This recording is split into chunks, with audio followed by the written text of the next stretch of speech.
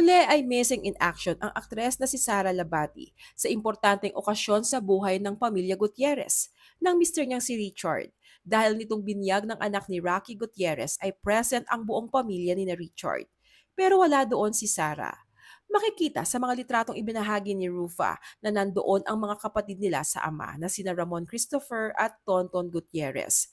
Nakasama pa nga ang misis niyang si Glidel Mercado. Pero nasaan nga ba talaga si Sarah noong mga oras na yon at hindi siya naka-attend sa binyag?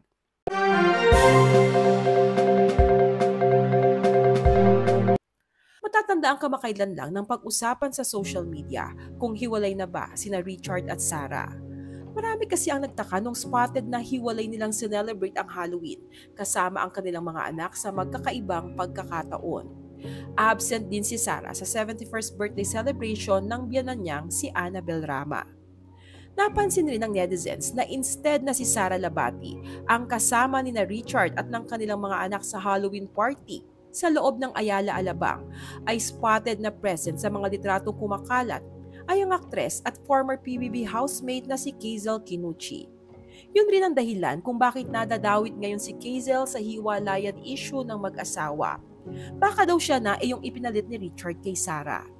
Pero sa kanyang live video at mga interviews ay mariing itinanggi ni Kazel ang mga akusasyon at sinabing kapitbahay niya sina Richard kaya present din siya sa event na yon.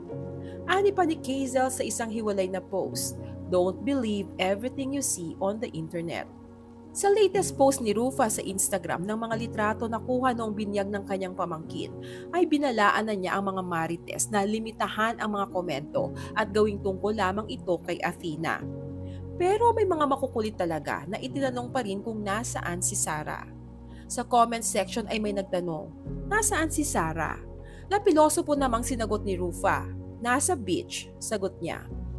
One day ago kasi ay nagpost si Sara Labati ng mga videos and pictures na kuha habang nasa beach sila ng kanyang mga anak at nagsuscuba diving. Siya agad hinanap ko, sad. Wala talaga si Sara. These pictures confirms the issue about Sara and Richard. Sad naman, lovely couple pa naman sila. Iyan ang ilan sa mga tanong sa IG post ni Rufa. Samantala, sa gitna ng ugong-ugong na hiwalay na ang kapatid niyang si Richard sa misis nitong si Sarah, ay naglabas ng cryptic post si Rufa. "Anya, dear 2023, thank you for showing me people's true colors." Habang marami rin naman ang naghahanap sa kambal ni Richard na si Mon Gutierrez dahil wala rin naman ito sa naturang binyag. Kung pagbabasehan lamang ang IG post ni Mon 5 days ago ay nagbabakasyon ito sa Amanpulo kasama ang kanyang partner. Much needed break from city life, saad ni Mon sa caption.